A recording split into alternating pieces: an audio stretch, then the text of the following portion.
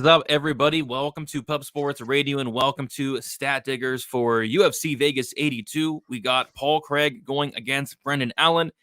We are back in the Apex for a pretty good card. I think this card is really underrated. I think there's going to be a lot of fun fights here. I'm here on a Sunday with, as always, Uncle Weezy. Weezy, what is up? Are you looking forward to UFC Vegas 82?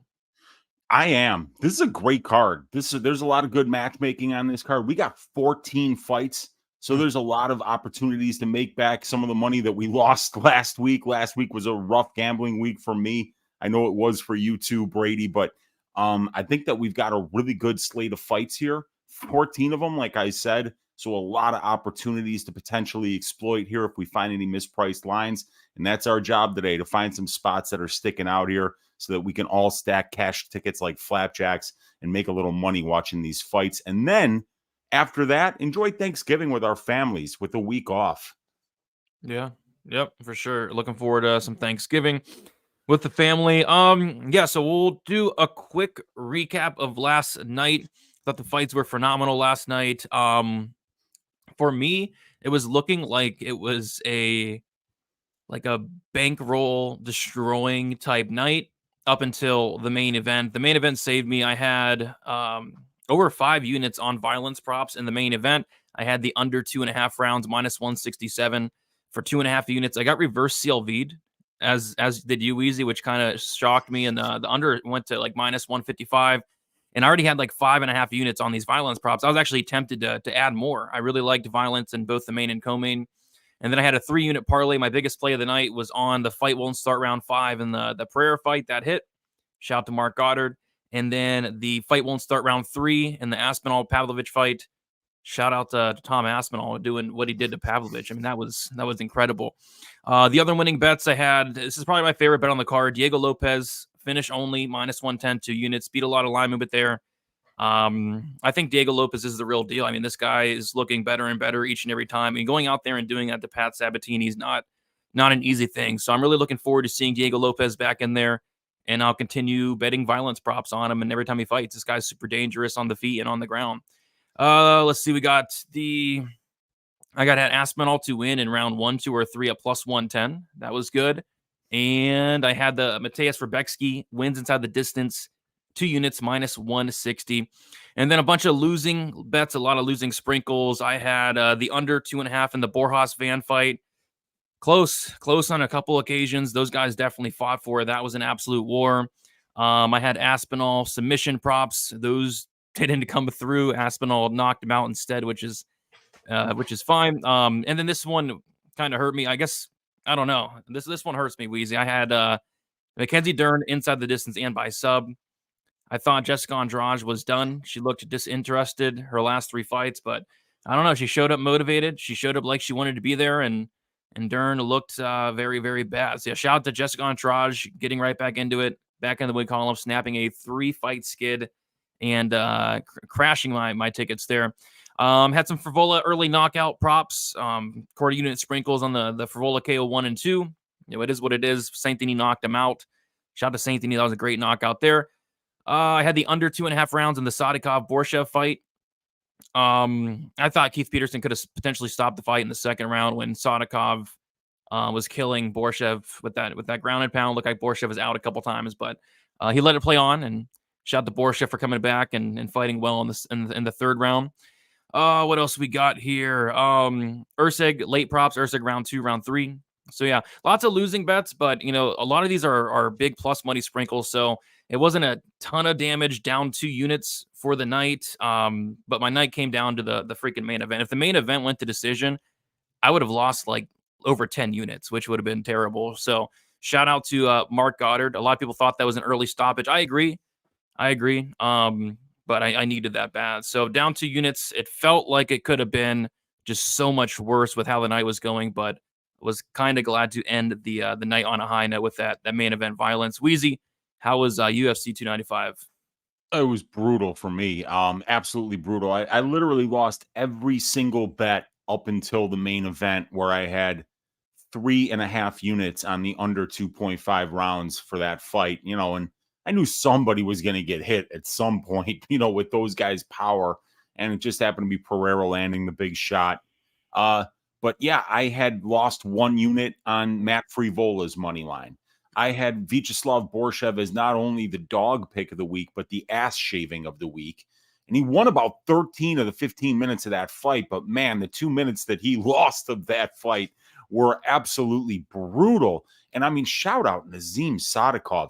That dude got his ass kicked for 13 of 15 minutes, and he never looked like he was in any trouble. He was taking massive body shots, massive headshots. He ate them all like flapjacks and just kept going. And, you know, I think a lot of refs would have stopped that fight, you know, in the second round there, Brady. That was a hell of a fight, a great back and forth war. Wound up being a draw. So I don't know if we're going to call it an end to the streak of ass shavings of the week because it was a draw. It wasn't really a loss, but maybe we'll call it an unbeaten streak instead of a winning streak here now in the ass shavings of the week. And actually, first of all, the bad bets over 1.5 rounds. Benoit Saint Denis, Matt Frivola. That's a horse shit bet. Okay. I had a 2-leg parlay where the first leg was Emmers Bazookia over 2.5 rounds. What the hell happened there? My read was that Dennis Bazookia is a really durable guy and Jamal Emmers couldn't finish a glass of water. So I had Emmers by decision. I had Bazookia finish only, and I had the over 2.5 rounds in that fight, right? So I went to take the dog for a walk just as that fight was starting.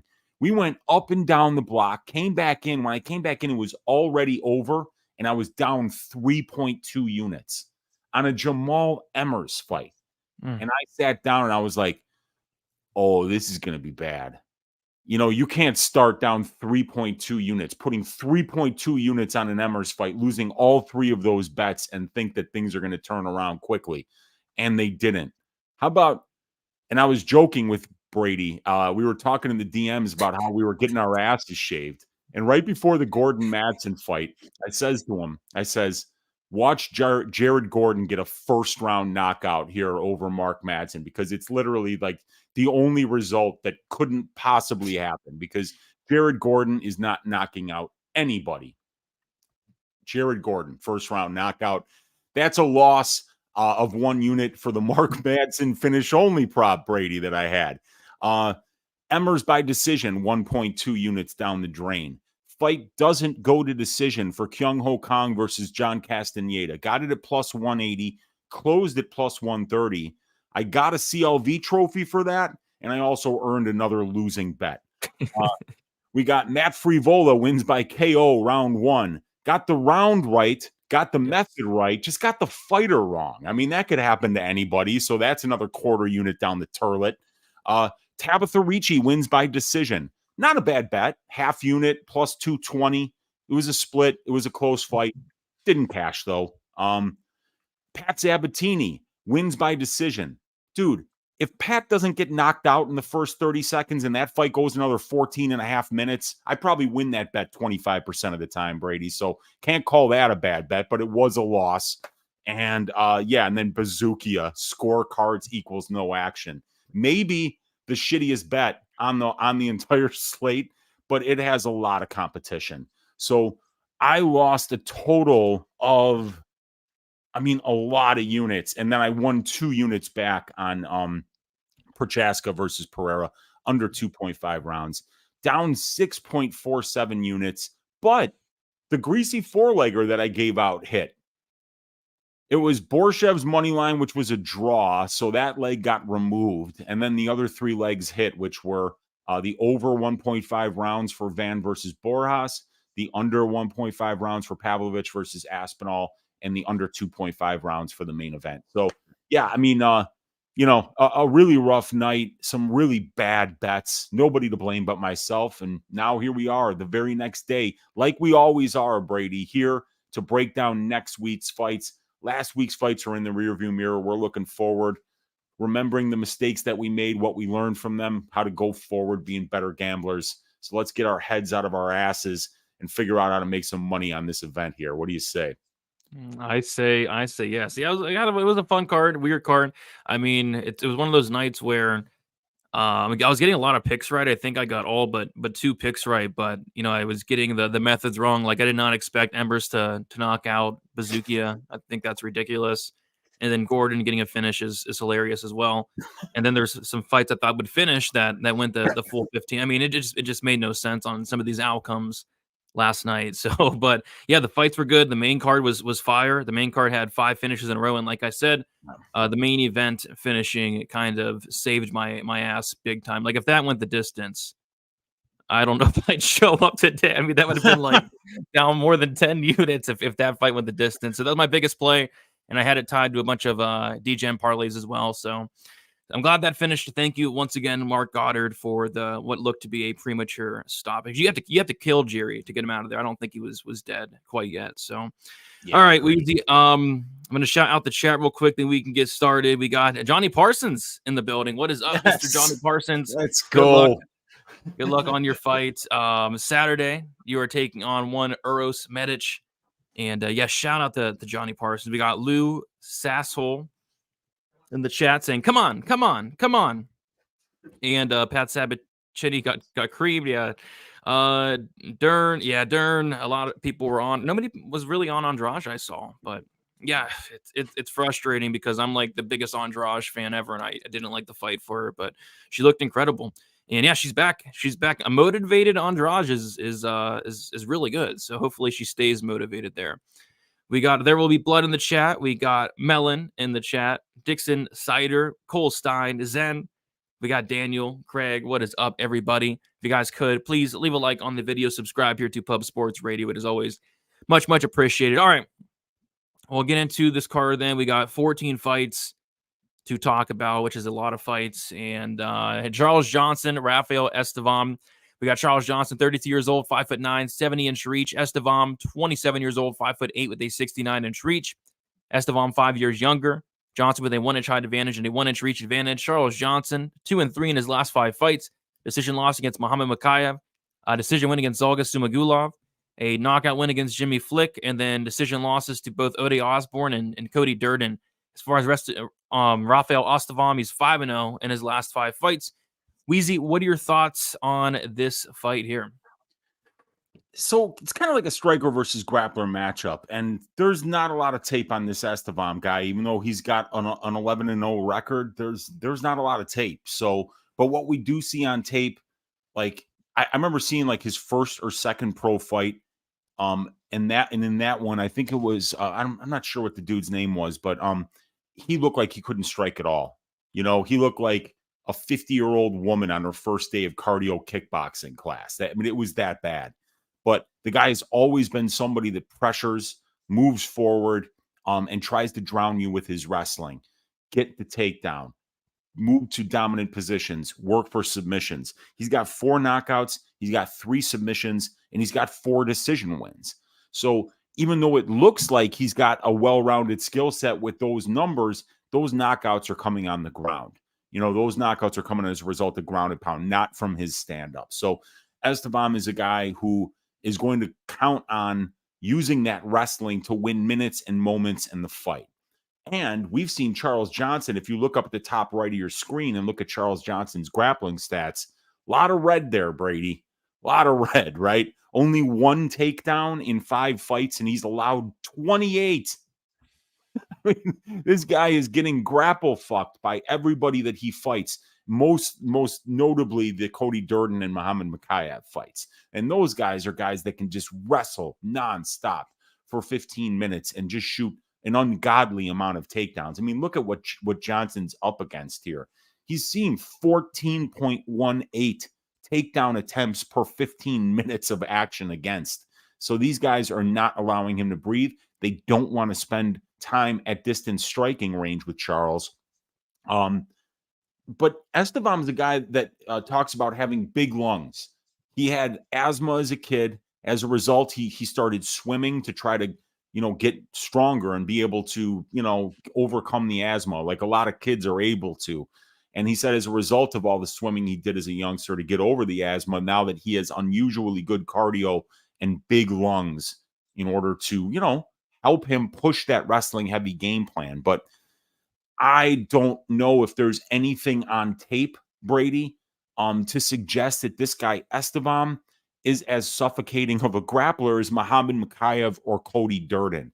Because if he's not, he might just be the guy getting takedowns but doing no damage. And then after 15 minutes, Johnson's going to win on the scorecards, on damage when he maybe gets controlled for 7 or 8 minutes out of the 15.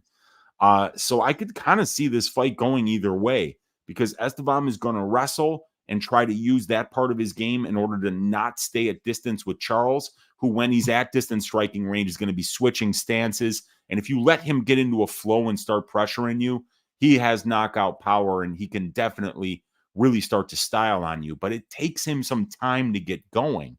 So, I mean, I could kind of see this fight going either way, but Estevam's a lot younger, and he's undefeated.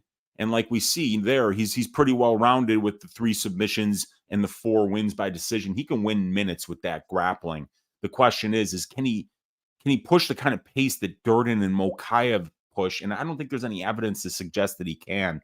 The best tape that we have on him is the João Elias fight. And that I sent you that clip, Brady. It's the funniest translation between rounds. I mean, like João Elias's coaches are pricks. Like, he came back after getting his ass shaved in the first, and his coach is like, the translator's like, no, you did everything wrong. That was horrible. This guy kicked your ass out there. Do you want a contract? If you don't want a contract, we'll just leave right now. Because if that's how you're going to fight, it was hilarious. And then they cut to the corner in the second round when he was just about to get finished. And they're like, no, for the love of God. To try.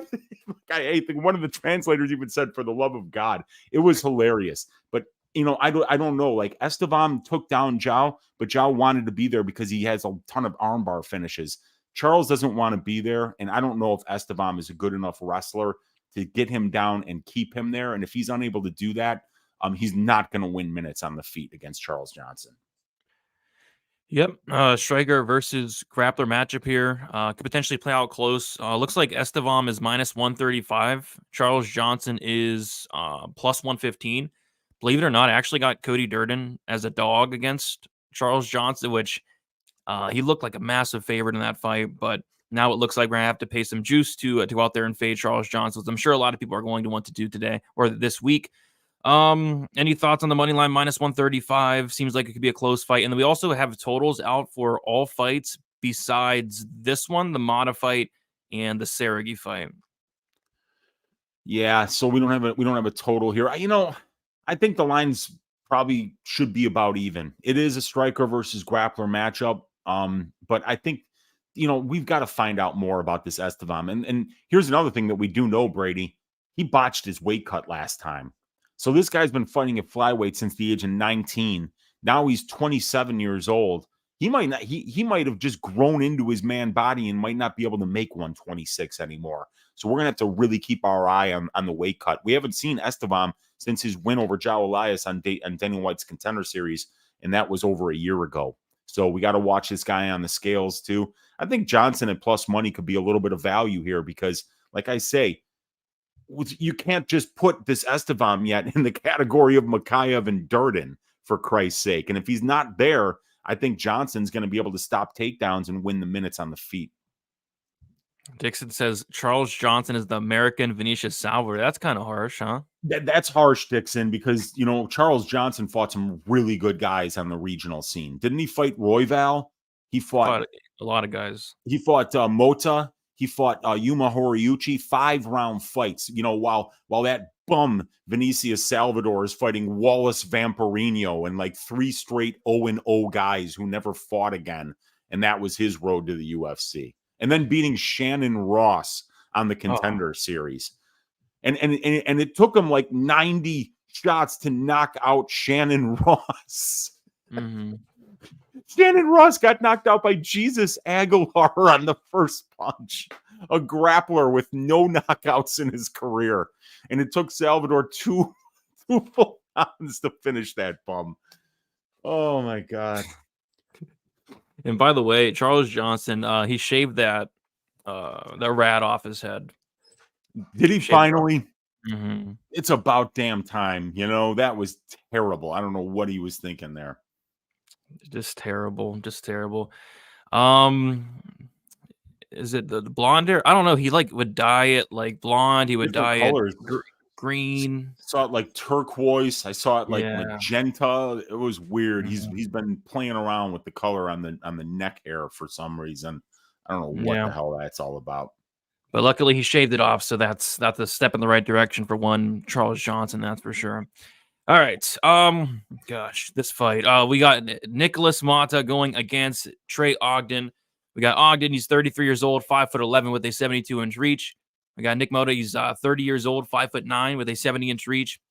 Moda's going to be 3 years younger. He's going to have a 1-inch height disadvantage and then a 2-inch reach disadvantage. Trey Ogden is 3-2 in his last 5 fights. He made his debut against Jordan Leavitt, lost that fight by decision. He beat Daniel Zellhuber by decision. He lost to Ignacio Bahamondes by decision.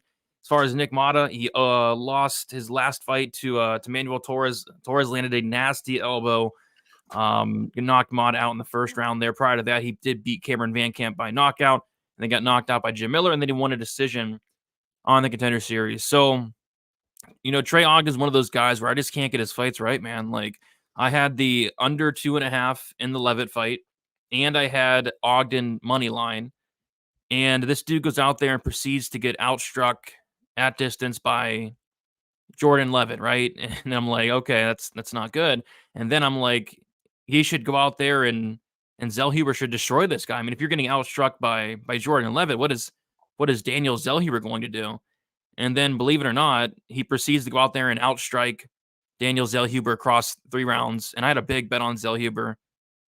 So that's another loss there. And then in the Ignacio Bahamondes fight, I think I had like Ignacio inside the distance, and then I did sprinkle the sub, and Trey Ogden didn't even show up in that fight. It looked like he didn't want to be there. So I'm 0 for 3 in betting this guy's fights. This is probably what I'm going to stay away from. You know, Nicholas Moda, this is a really interesting match because with Moda, the one thing you got to worry about with him is his chin. This guy's getting knocked out like it's his job. I mean, this guy gets knocked out all the time. Both his losses in the UFC have been by knockout. And then with Ogden, this guy gets submitted a lot. A lot of his losses are by submission. And then I looked at how these guys win. Trey Ogden has like 0 knockouts, and Moda has like 0 submissions. So I think it's an interesting matchup in that aspect. I have no clue what's going to happen. Trey Ogden fights are really hard to break down. I would say Moda by knockout, but Ogden's never been knocked out. It's just a tricky fight for me, and a fight I'm probably going to stay away from, Weezy. Yeah, dude, if I was Nick Moda's coach, here's what I'd tell him. Show this dude 0 respect. Trey Ogden is knocking out nobody. Don't fucking play around at range with this guy. Walk forward, punch him in the fucking face, punch mud holes through his face, and just end this fight. Because this guy has no power. But he's a hypnotist, man. This guy Ogden is an absolute master of just sucking you in to his kind of fight. And his fight is like this super low volume kickboxing range thing that, you know, there's no power shots being thrown. It's kind of touch and go. And then he'll try to mix in some grappling. Obviously, the dude is 11-3 to the submission in his career. He's never knocked anybody out. So he is a guy that would prefer to grapple. But look, he's got 2 takedowns in 3 fights. He's not even averaging a takedown a fight. So it's not, this guy's like trying, it seems like Ogden's game plan is to go out there and be that hypnotist, be that low volume counter striker that just sucks you into his type of fight. But why would you do that if you're Nick Moda? Nick Moda's got real power. Nick Moda touches you and you die. So the power differential on this fight, Brady, is so massive that unless Nick Moda fights like a complete moron, he should absolutely destroy Trey Ogden. He should walk him down, punch mud holes through his face, and finish him in the very first round. I just don't know what it is about Ogden that gets people, like, how did he get Zellhuber to fight that fight? That was one of the worst debuts anybody's ever seen. And there's a lot of bad debuts from great fighters in this organization.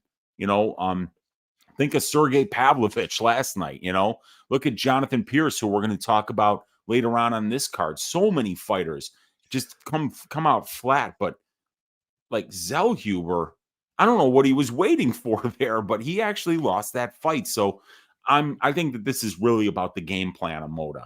If Moda just goes out there and, he's a Nova União extreme couture guy. He should just be walking this dude down and punch holes through him. And if he does that, I think he makes it look easy. But if he doesn't, if he starts, like that elbow from Loco Torres made my teeth hurt when I saw that. Like I swear to God, I felt it. That was one of the nastiest elbows. He got knocked out by Jim Miller, who's been knocking out a lot of people lately. He's been knocked out by some pretty good fighters, right? Nick Moda started his mixed martial arts career when he was 18, Brady. So some of those losses are a long time ago to, strikers that are a lot more dangerous than Trey Ogden. I like Moda a lot here. And if he fights like the way I think he should fight, I think he's going to look like minus 300, but that's a big if. It is a big if. I don't know. Maybe fighters get confused when they're fighting Ogden because Ogden's game plan should be to grapple. He's a black belt, but he doesn't wrestle. Like Ogden makes no sense to me. Like it seems like he has no game plan, no nothing. He just kind of goes in there, and I don't know. He just kind of goes in there. That's about it. So yeah, I think Moda wins. And by the way, I'm actually shocked this line's so close. To be honest, I thought a lot of people would be low on Ogden after his terrible performance last time, and Moda's only minus 140. Yeah, I know, but he's been knocked out 4 times and submitted once in 5 losses. So, I get it, and Torres is a tough opponent though. I mean, talk about like a complete opposite opponent going from Loco Torres to Trey Ogden, and hopefully he treats this type of opponent accordingly to what I think he should. And then I think it's a good Moda, by KO could be a great play this week. Yeah, I think I might just go money line just because Trey Ogden's never been knocked out. And I guess maybe that's the one thing you worry about with Moda, right? The knockout. But Ogden has 0 knockouts. So I mean this should be Moda here. And I don't mind that price tag at minus 140. And then of course we don't have the over under yet. Let's see what we got in here. That is true. Yeah, he's never knocked out anybody. Maybe this could be the first time because Moda gets knocked out by a hot shower.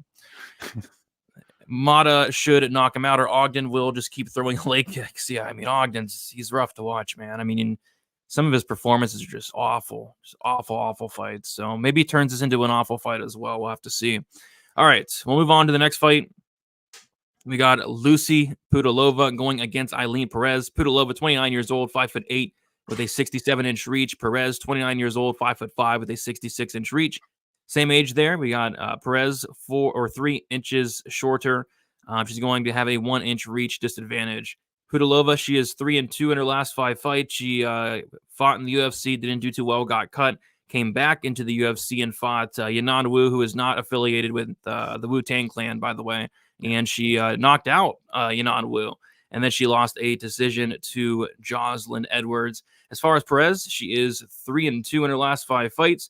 Made her debut against Stephanie Egger and lost by a second-round sub. And then she went out there and completely destroyed Ashley Evans-Smith for 15 minutes. Weezy, what are your thoughts on this fight? I think Aylin Perez is pretty good. I like her skill set because she can absolutely kind of like overpower girls in this division. She's thick, she's strong, she's good in the clinch, and she's got pretty heavy hands when she's out there at distance.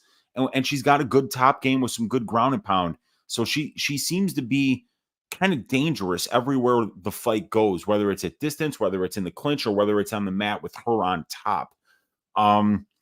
Pudilova is a very experienced fighter, 22 professional fights, 14-8 record, 290 minutes of pro cage time, and over 2 hours of UFC octagon time. So Pudilova has kind of seen it all, and is a lot more experienced than Perez is. If we look at the strength of schedule, Pudilova's opponents 34-46 in the UFC. Names like Lena Landsberg, Ji Yeon Kim, Sarah Moras, Irene Aldana, Liz Carmouche, Antonina Shevchenko, Justine Kish, so she's fought a lot of like the below average to average girls, and then fights against like Liz Carmouche and Irene Aldana, very tough fights that she lost. Yeah, it's interesting. Like I like Perez here, Brady, because I think that she's the more dangerous fighter. And let's not forget, Lucy Pudilova got absolutely robbed at gunpoint versus Jocelyn Edwards there. They came back from the break, or just before they went to break, after the fight was over, Cormier was like, that's an easy 30-27 for Lucy Pudilova, man. She lost a split decision in that fight. That was one of the worst decisions of the year. I had no money on it. I had no dog in that fight, but I remember being like, wait, what just happened? They gave that to Jocelyn Edwards. So I think that Perez can overpower Pudilova potentially in the clinch. I think she's going to land the bigger shots at range. And I think she's more likely to get the takedowns here. She's attempting 10.84 takedowns per 15 minutes, while Pudilova is 2.24. So I see Perez just kind of like doing more wherever the fight goes and being more dangerous wherever the fight goes. So I like her to win this. I'll say by decision, because Pudilova is very durable. It's only been finished in 1 of 8 losses. Let's see. Perez opened up plus 140, and she's currently minus 190. Pudilova opened up minus 160, and she's currently plus 165. So the line has completely flipped, and it looks like money is coming in on one Eileen Perez. We do have the total here, our first total of the night, and you guessed it, the over 2.5 is juiced to minus 275. And by the way, I'm curious, like, what was the over for the Gordon fight? It had to be like minus 275 around there, right? On DraftKings, it was minus 280. Yeah. Gosh, goodness. And then the Emmers one as well had to be like probably over minus 250 minus to the 220. Minus 220 I paid for the over 2.5 early in the week. And I don't think it really moved from there. I don't think a lot of money came in on either side, really, because I think that was a pretty good priced line. That was a shocking one to me, too. I parlayed it up. I was already counting my money. It didn't work out. Evidently, Emmers is a finisher, and so is Jared Gordon. They're murderous power punchers. Murderous power punchers. And it's not only that. That's why they put him on the card with Pavlovich and Aspinall and Prochaska and Pereira, Yeah, but it's not only that, though. Not only have they never finished anybody, but Mark Madsen's super tough, and Bazooki is super tough. Like, it just makes no sense to me. Makes no sense. Love it. I think this fight goes over, and I'm right there with you. Perez probably not laying the minus 190, though. No. All right. We got Dixon. He's saying, Brandon Weezy, fun fact, Eileen Perez is the only fighter in the UFC in 2023 that has nullified the OnlyFans fade. Is she on OnlyFans? I did not know that. I did not know that either. Oh, it's free. It's free. So if you guys want to check out Eileen Perez's OnlyFans, it is 100% free. Shout out to Dixon, the OnlyFans expert. All right, we'll move on to the next fight. We got this is a potential ding dong here. We got Jekka Seregi going against Lucas Alexander. We got Seregi, 28 years old, 5'8" with a 69-inch reach. Alexander, 28 years old, 5'8" with a 73-inch reach. Same age there.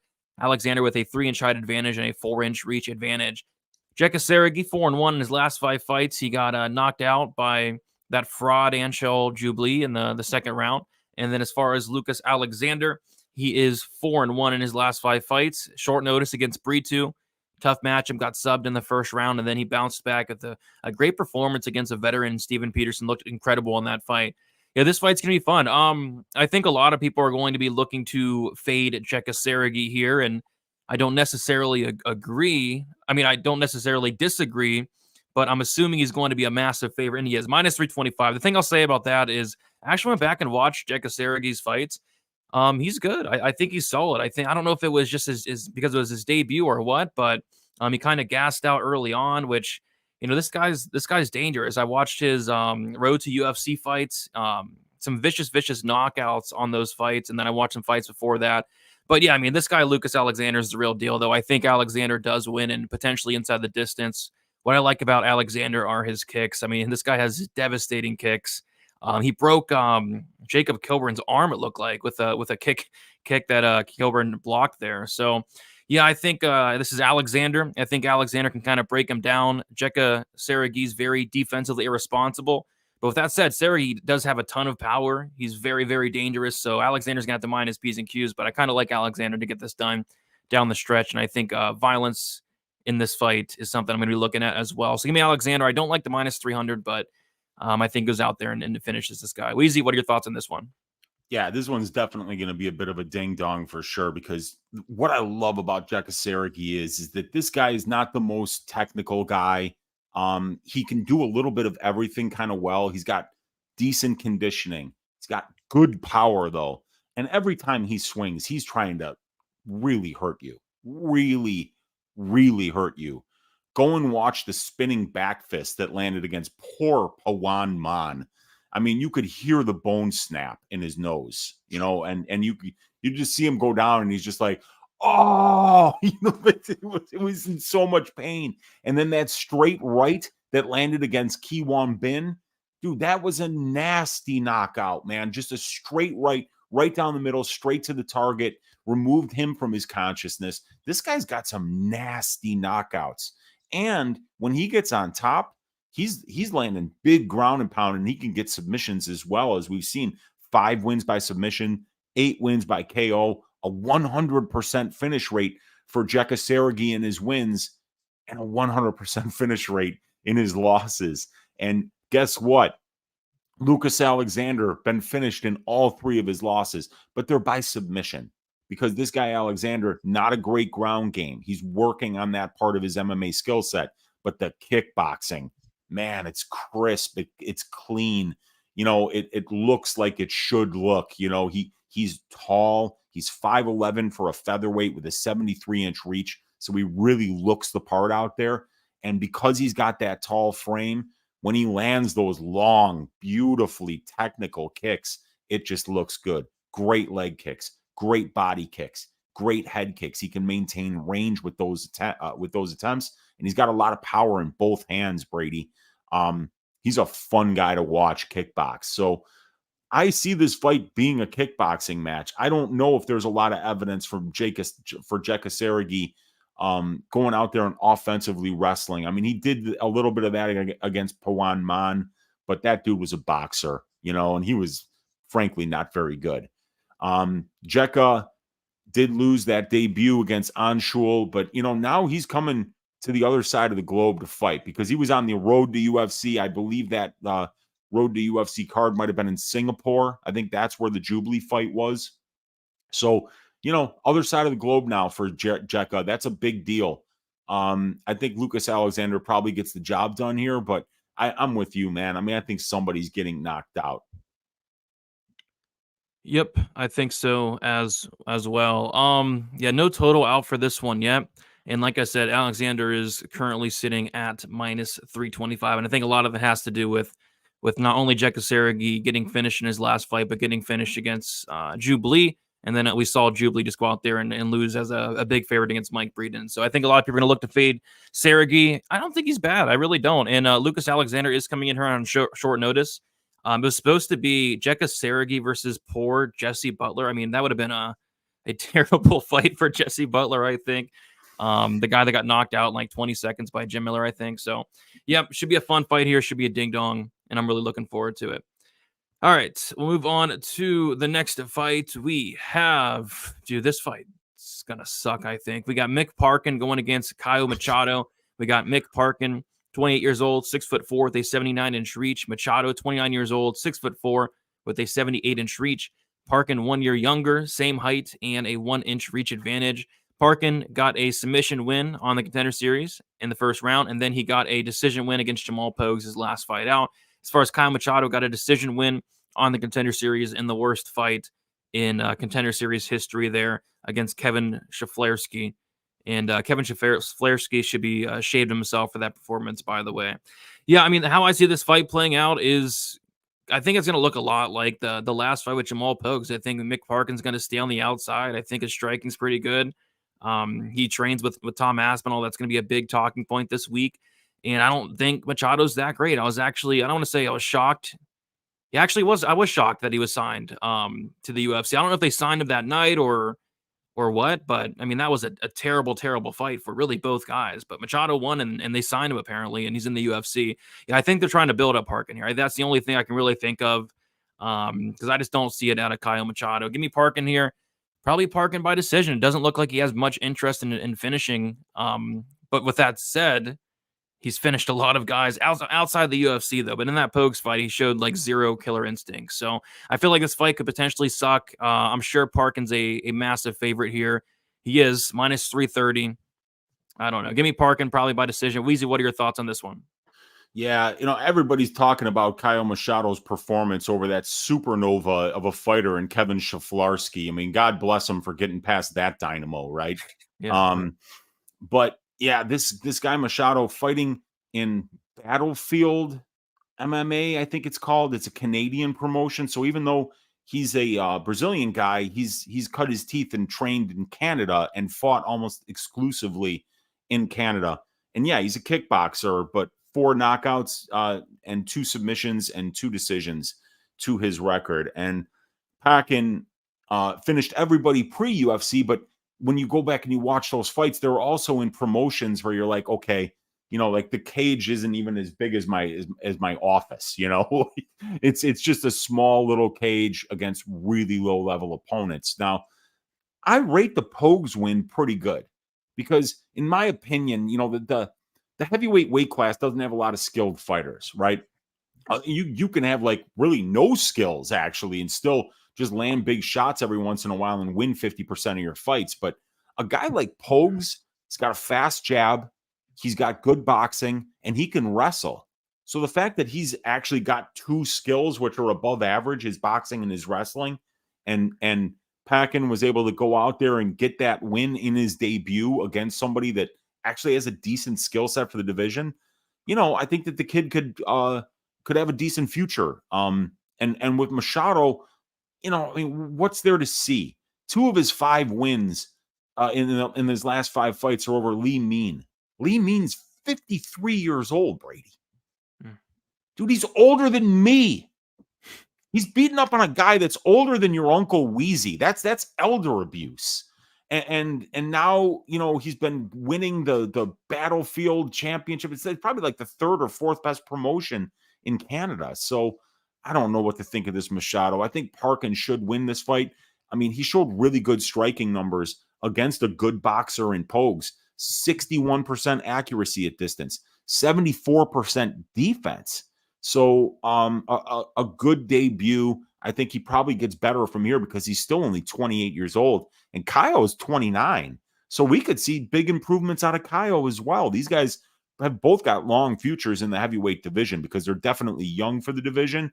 And they both have a skill set that seems to work so far. But yeah, I've got to lean Packin just because I know a little bit more about him and I've seen him in there against a really good opponent. I mean, I'm not disrespecting the very talented Kevin Szaflarski or whatever his name is, but yeah, I think Parkin's fought Pogues is a much better win. Shout out to Vladislav Kisev in the building. Good to see him in the room. Vyacheslav, bring back Vyacheslav. He could be like the ref that you put in there when 2 fighters that have pissed you off, you put them against each other and be like, hey, whichever one of you loses is probably going to die because Kisev is going to be the ref. And he could be that guy for the UFC. He could serve that purpose. That's what you need out of employees. They need to serve a purpose for you. And we know what Kisev does. Yep. Apparently he's out of prison. I heard he got jail time for what he did to Benoit Saint-Denis a couple months back. So a Siberian gulag. Yes. All right. My favorite ref. Yeah, he's one of my favorites as well. All right. And then like I said, Parkin's big favorite, minus 330. Right. The over under, I'm assuming it's juiced to the over. Is there an over under on this? Minus 135 to the over 2.5, I think. Yeah, like around there, I think. So I don't know. The under might be interesting at that point, but like I said, Parkin looked like he had no intentions of even trying to finish Pogue. So I don't know. I don't have a strong take on whether this fight finishes or not. And I think Parkin should win this fight. Minus 330, probably about correct. Any thoughts on the line? Any thoughts on the total, Weezy? Yeah, that line's wide, dude. You know, I mean, like Parkins win over Pogues is good, but before that, Eduardo Jose Neves brought about 90 seconds of conditioning. You remember how bad he gassed out against Pac? And he was hilarious, dude. DC was laughing. Cage side, he's like, this guy's already tired. Look at him. It was like a minute into the fight. So it's hard to know, man. I'm not laying minus 330 on this guy right now. And yeah, I mean, if the under is plus money and it's 2.5 rounds for a heavyweight fight, both these guys hit pretty hard. Why not take a shot on that? Yeah, could be interesting. Potential plus money under on heavyweight fights, never the worst idea in the world. All right, we'll move on to the next fight. We got César Almeida going against Uncle Weezy's favorite fighter, Christian Leroy Duncan. We got César Almeida. He's 35 years old, 6'1" with a 74-inch reach. We got Christian Duncan, 28 years old, 6'2" with a 79-inch reach. Duncan's going to be 7 years younger. He's going to have a 1-inch height advantage and then a 5-inch reach advantage. Almeida, he is 4-0 in his only 4 fights. He went on the Contender Series as, I believe, an underdog and pulled off the upset by decision. And we got Christian Leroy Duncan. He's 4-1 in his last 5 fights. Went out there against Armen Petrosyan, lost the decision. And then he beat Dusko Todorovic by that knockout, that injury. And yeah, I mean, this is a fight where I remember taping Almeida for the Contender Series. He was taking on a guy that, you know, the whole game plan for Fernando is probably getting this guy down to the mat. Almeida has I believe, a kickboxing background, incredible striker. And quite frankly, I was shocked how good Almeida's ground game looked. Like, he actually flipped the script. Like, he was taking this guy down. He was getting on top of this guy. He was out grappling this guy. And, you know, Fernando, I think, was a black belt or a brown belt. I mean, it was a great performance there. So, you know, you think of Almeida as a really good striker, and he is, but it looks like he's been working on that ground game as well, which is very, very important. So, but yeah, this is a fight that I think primarily is going to take place on the feet. I think these guys are gonna strike it out on the feet here. I don't know, because I think people might be low on Christian Duncan after his last performance, but I mean, this guy's still really good. So I don't know, Weezy, what are your thoughts on this fight here? He is really good, Duncan. I mean, he's a very, very talented guy. A ton of amateur fights, 5 amateur losses, never been finished though. He's just a really experienced fighter for a young man of only 28. And he's got, you know, like the things that you can't teach. He's 6'2", can't teach that. 79-inch reach for a middleweight, can't teach that. Switch stances, that you can teach. But he's got it all, dude. When you watch this guy strike, dude, he literally reminds you of John Jones. He's got the same body type. He throws a lot of the same flashy type attacks. He loves those oblique kicks. He loves some of those spinning hook kicks and shit like that. He's very athletic. This guy's a former basketball player. So he's got good footwork. He's got really good skills. And when we saw Leroy Duncan in Cage Warriors prior to the UFC, we saw a guy that nobody really wanted to strike with this guy because he's so tall, because he's so long, because he's so flashy and unorthodox and difficult to deal with at range. And we saw him get out. His tape pre-UFC kind of reminded me of Armen Petrosyan's tape, right? Where you see a guy that's getting taken down, kind of held down, but they keep getting back up, and then they win the striking exchanges after they get back up. And he gets to the UFC and he fights Dusko Todorovic, and Todorovic tears up his knee early in the fight. So we didn't really learn anything there. And then he comes out against Armen Petrosyan, a guy that I believe he had an 8-inch reach advantage against. And then we just saw him fight really a moronic game plan, just absolutely stupid. If you have a 9-inch reach advantage, why aren't you using teep kicks and jabs? Why aren't you actually just staying behind a jab instead of just constantly switching stances, which doesn't really earn you anything? And here's the conclusion that I came to, Brady, and let me know what you think, right? So we saw him show great anti-grappling and then outstrike grapplers on the regional scene. Now he comes into the UFC, we see the Todorovic fight, and then he's got immediately a really tough matchup against a really good fighter in Armen Petrosyan, but somebody else with a striking skill set. And he goes out there and he loses the minutes in the striking because this guy's not a grappler. He's a good striker. And then I think, well, go to the grappling. Armin Petrosyan has 35% takedown defense. Well, guess what? Christian Leroy Duncan's grappling looks a lot better when he's the one stopping the takedowns. He uses it defensively, but he doesn't have the ability to go out and use it offensively. And I'm even going to go so far as to say, Brady, that he's not a good offensive striker either, because he doesn't know when to use what weapons.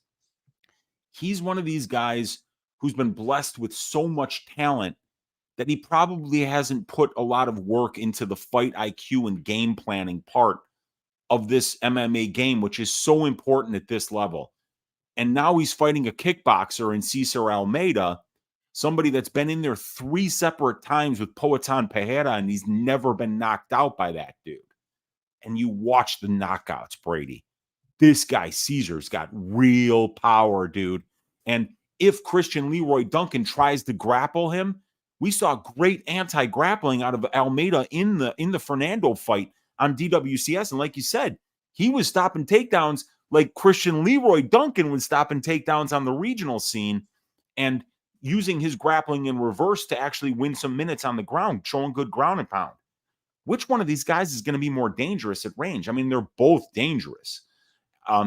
Leroy Duncan's going to have that 5-inch reach advantage. He's going to be a little bit taller. He's going to be switching stances. He's going to have the flashier attacks. But if one of these guys gets seated on their ass, I think it's going to be Duncan, because this guy Almeida's got serious power, and he's also very durable. So this is a fascinating fight for me, because I think Christian Leroy Duncan at 28 years old, he's still getting better. And this guy's ceiling is so fucking high, Brady, because of his athleticism, because of his height, because of his length, because of his footwork that he brought from the basketball game. Basketball players are just incredible athletes because of their ability to stop, get up and down, that you have to be able to jump, and all those jump knees, all those flashy attacks that you see from Christian Leroy Duncan are going to be things that other fighters just can't do. He's just got to figure out a little bit more about the MMA game and how to work towards his opponent's weaknesses and have a skill set to exploit those weaknesses, not just like defend what his opponents are doing and eventually break them. Yeah, this fight's awesome. This fight's an awesome fight. A fight that I'm really looking forward to. And it's a pretty close line here. So Christian Duncan opened up -110, and he's currently -155. Almeida opened up -110. He's currently +135. I kind of more so agree with that opener. I think a pick'em makes a lot of sense, because, like you said, Almeida's no joke on the feet whatsoever. This guy's a ton of power. There's a reason that dude on the Contender Series was diving at his legs for a good portion of that fight, right? He didn't want nothing to do with the striking. So yeah, I mean, I think that this fight, I actually think somebody might get knocked out here. I mean, both these guys have power. The total was set at 2.5 rounds. The over 2.5 is -135. The under 2.5 is +105. Any thoughts on a potential money line bet or a prop? Anything sticking out to you, Weezy? Leroy's never been finished, so I guess we're going to find out a lot about him, because, I mean, also, he's never fought a kickboxer like César Almeida. This guy's the real deal. Sure, he's 35 years old. Sure, he only has 4 pro MMA fights, but he's got a long kickboxing background before that. I think he's something like 47-8 as a kickboxer. I think he won one of the 3 fights against Poatan Pinheiro. This guy is a glory level kickboxer. So I'm really excited for this fight. We could see Christian Leroy Duncan get finished for the first time. But I'd say something tells me this one's going over, dude. I don't know. I don't think I'm going to be touching it. I'm not laying juice and going to be sit there, clenching my asshole for 12.5 minutes watching these two guys swing. Yeah, that Almeida hits like an absolute truck. All right, yeah, should be a fun fight there. I'm looking forward to it. Kind of surprised it's even on the prelims. I mean, that fight's going to be really fun there. All right, we'll move on to the next fight. We got Charles Johnson going against Chad Anheliger. We got Jose John. Did I say Chad Johnson? I said Chad Johnson earlier today. Man, I've been making that mistake. I even said, like, holy shit, Ocho Cinco. I haven't thought about him in a while because it was Chad Anheliger, Jose Johnson. So I actually remember saying out loud Chad Johnson. Oh, I'm like, gosh. do that on Stat Diggers. All right, we got I messed it. It's all right. We got Jose Johnson going against Chad Anheliger. We got Anheliger, 36 years old, 5'6" with a 64-inch reach. We got Johnson, 28 years old, 6 foot with a 71-inch reach. Johnson, 8 years younger. He's gonna have a massive 6-inch height advantage and a 7-inch reach advantage. Crazy favorable tail of the tape in it for Jose Johnson there. Chad Anheliger, he is 4-1 in his last 5 fights. Made his debut against Jesse Strader. Won that fight by knockout in the 3rd round. And then he lost a decision to Alatang Lee. He did not. He won a decision against Moin Gafarov on the Contender Series. And then you see it down there. He also beat Brady Heastan by knockout also. Jose Johnson, he is 3-2 in his last 5 fights. He won by decision against Jack Cartwright on the Contender Series. Good performance there. And then he lost to Damon Blackshear by submission in the 1st round by a twister. Yeah, I mean, this is a fun fight here. I mean, it's hard to ignore the fact that Johnson's so much younger. He's so much bigger. And I've always been a really big fan of Jose Johnson. This guy is a really dangerous grappler, and he has legit power on the feet as well. He's super, super dangerous.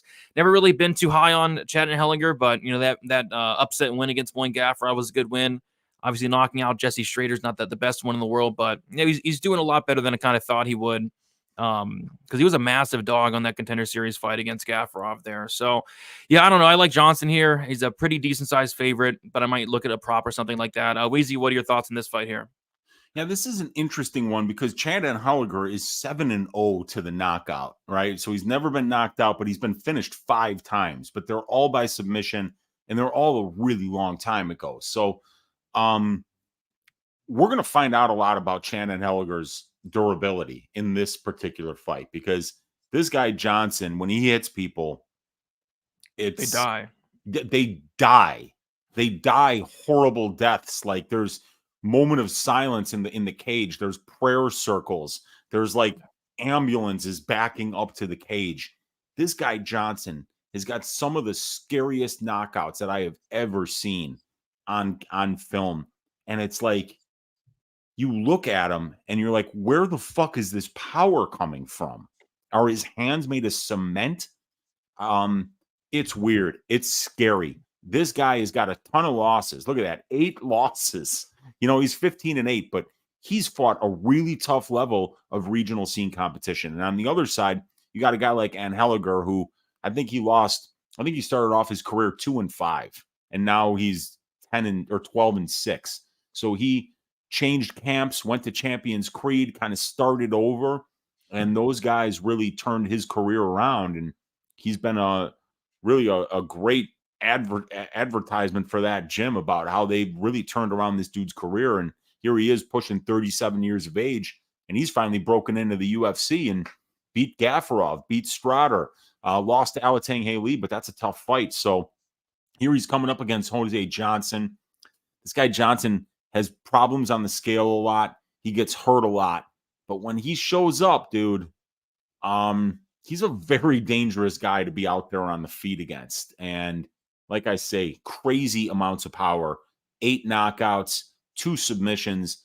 It's kind of crazy that he's only got like a 66% finish rate, you know, because when you see him finishing dudes, it should count like as like 4 knockouts, you know, like for even when he only gets 1. So very interesting fight, but I don't think Chad has the offensive wrestling to kind of like keep Jose Johnson down, which is what we've seen a lot of people do, sometimes successfully, sometimes unsuccessfully, in terms of just they don't want to be on the feet with this guy. But Jose's super long, super powerful. So the guy I kind of feel like is going to be more of a moment winner at the UFC level than he is a minute winner. Yep. I mean, I really like Jose Johnson. I was excited to see him get brought into the UFC. I wasn't excited to see him get brought into the UFC against Damon Blackshear, though. I mean, that was a tough match. A Blackshear is absolutely no joke. And Blackshear was one of those guys that is super tough, never been finished. And Blackshear, was that was the twister, right? That was the twister, dude. Yeah.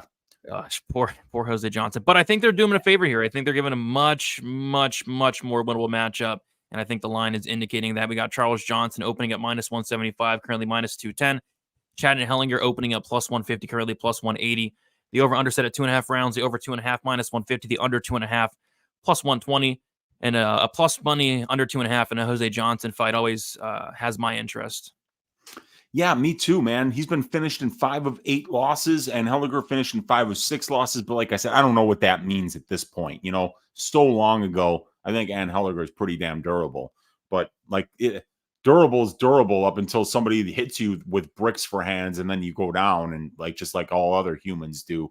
And Jose Johnson with that plot no power that Victor De Jesus is talking about. You know, I'm looking forward to seeing him in there. I think it's a good stylistic matchup for him, which is why he's the favorite. Yep, 100% right there with you. All right, we'll keep moving on. Then we have the People's main event. This fight is awesome, dude. Like, this feels like the Frevola Benoit Saint Denis fight last week, where it's just a fight that everybody's looking forward to. Fight of the night potential. This is on the main card, right? There's no way they put this on the prelims, right? As of right now, it's listed as a prelim fight, which, in my opinion, this should be the co-main event. I mean, yeah, it could be. It should absolutely be the co-main event. This is such a great fight. These are two incredibly dangerous and fun fighters to watch. So this goes on the main card, or we riot. No, I mean, we have Payton, Talbott, Nick Aguirre on the main card, and Jordan and Leavitt, Chase Hooper on the main card. And we got Jake Matthews, Michael Morales on the main card. Mandy Hebos, Luana Pinheiro on the main card. Johnny Parsons on the main card. But yeah, this fight's on the prelims. It's kind of weird. This fight's awesome. I mean, this fight has like fight of the year potential, even. I mean, I love this fight. We got Jonathan Pearce going against Joanderson Brito. We got Pearce, 31 years old, 6 foot with a 71-inch reach. Brito, he's 28 years old, 5'8" with a 72-inch reach. Brito, he's 3 years younger. He's going to be at a 4-inch height disadvantage, and he's going to have a 1-inch reach advantage. Pearce 5-0 in his last 5 fights. Knocked out Kai Kamaka, submitted Omar Morales, beat Christian Rodriguez by decision, beat Mac Wanamarikani by knockout, and then beat Darren Elkins by decision. As far as Brito, he is 4-1 in his last 5 fights. He beat Diego Lopez on the Contender Series, a win that is aging very well. He lost to Bill Algeo by decision. He beat Andre Fili by knockout, Lucas Alexander by sub, and poor Weston Wilson. I mean, that fight should not have been sanctioned. Whoever made that fight probably needs to go to jail. I felt so bad for one Weston Wilson in that matchup, and Brito handled him very accordingly. So this matchup's fascinating, Weezy. We have a guy in Brito who is so dangerous in the first round. This guy's a BJJ black belt. He has a ton of power. I mean, going out there and starching Andre Fili, I mean, that's not an easy thing to do. He did it in 60 seconds. It still makes no sense. But yeah, Brito has a ton of power. He kills guys on the feet, and he can submit you as well. So yeah, Brito's really good in the first round. The problem with Brito, though, is he does slow down as the fight goes on, and you're going to with a style like he has. He puts everything into his shots. He uses a ton of strength, a ton of stamina, getting fights down to the mat. And he doesn't really manage his energy very well. We see him slow down a lot of fights, most notably that Bill Algeo fight slowed down and Algeo kind of took over. And, slowing down against Jonathan Pearce is, not going to be a great thing here. This is how I'm seeing the fight playing out. I think Brito is very live to finish Pearce early. I think, Brito can land a big shot. Brito can catch Pearce in a guillotine. We've seen Pearce put in some bad spots. He's been able to get out of all of them for the most part, but against Brito, we'll have to see. But, if Jonathan Pearce survives this first round, gets it into the second round, I mean, it's going to be his fight. He's going to take over. He's going to start to put it on Brito, and he's going to get him out of there late. So, don't really have a strong lean on a pick here, but I think a lot of props are going to be sticking out for me on this one. I think violence is the answer here. I think the Brito first round prop is very much in play. And then, as always, Jonathan Pearce round 2, round 3 props are always in play. This guy has, I think, 3 or 4 finishes in the UFC, all of them coming in the second round. This guy's a second-round monster. Really, really looking forward to this fight. I'm not sure who I'm picking yet, man. I feel like this fight can go either way. I don't know. But it's such a fun fight here and such a fun clash of styles. Weezy, what are your thoughts on this one? Yeah, guess what, dude? This one has the honor. It has the honor, Brady, of being called your Uncle Weezy's Ding Dong Donnybrook of the week. This is the fight to watch. This is the one that I think everybody's going to be talking about here. This is way better than the main event. This is way better than the co-main event. This is way better than every single fight on this card. And there are some really great fights on this card. So Pearce, a little bit older, but he's much taller, switching stances constantly, a little more UFC experience, much better conditioning, much better wrestling. His wrestling is damn good. Not just offensive. Defensively, he'll get taken down, but he's so slippery on the ground. He gets reverses. He stands back up. If you start wrestling him, it's a mistake because you're not going to submit him, and you're just going to get tired wrestling him. And if you get tired against Jonathan Pearce, you're fucked. Bad. You know, it's going to be really bad for you. What this guy does as the fight goes on is he pressures more, he throws more, he mixes in that wrestling. It's just an exhausting style that he fights with. But Pearce leaves a lot of holes, right? 61% distance striking defense. It's pretty good, but he gets hit a lot. And we've seen him get hit a lot. And you just can't get hit by Joanderson Brito. Ask Chepe Mariscal. I mean, Mariscal has come into the UFC and looked really good. Went to war with guys like Trevor Peek, who hit extremely hard. Joanderson Brito knocked Chepe Mariscal into the middle of next week. It was one of the scariest knockouts I've ever seen. And, you know, there's a couple like that on Brito's resume. This guy is a savage finisher, and he can do it via submission. He's got 6 submissions, just like he can do it via knockout. He's got 7 knockouts. And with Pearce is 9-1 to the knockout, and he's 2-2 to the submission. But those submissions came a long time ago on the regional scene. He's a different fighter now. So, yeah, man, these are 2 up-and-coming featherweights here. Pearce's last fight was supposed to be against Bryce Mitchell. I believe he blew out his ACL about a month before the fight. So Mitchell got a new opponent. And Pearce had to get on the shelf, and we haven't seen him now for 11 months. So Pearce's knee is a concern. You know, an ACL recovery takes about 6 months. So, and the ACL was torn in the training camp for Mitchell, not in the previous fight. So I wonder, you know, if Pearce is coming back a little bit too soon because he needs some money here. You know, I mean, you can't be not fighting for a full year when this is your occupation. So I think a lot of these guys sometimes do come back a little bit too soon. That's going to be interesting to see. But I like Pearce's wrestling. I like his gas tank. I love his durability. I love the pace. I love the pressure. But Brito does a lot of those things really well too. Brito actually throws more volume at distance striking range than Pearce does. Brito actually has a better record to the submission in his career, and we saw him not only stay safe on top of Diego Lopez, but get to the back and finish with a rear naked choke against Lucas Alexander. So I think Brito's submission grappling is better. Definitely his power is better. And I think he's a lot more likely to win the first round than Jonathan Pearce is. But it's a fascinating matchup. I think this could be Brito round 1. I think it could be Pearce round 3. And I think round 2 is where we see the momentum shift and we see Pearce start to take over the fight if it gets into round 2.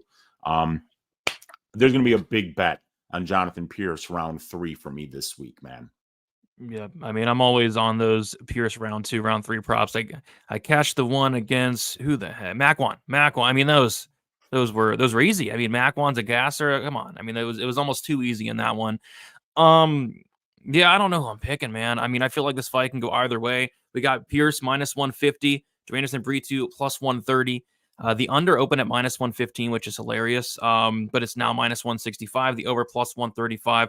Yeah, I'm gonna have a lot of bets on this fight. I think the 2-3 props for Pearce make sense. First round prop on Brito makes sense.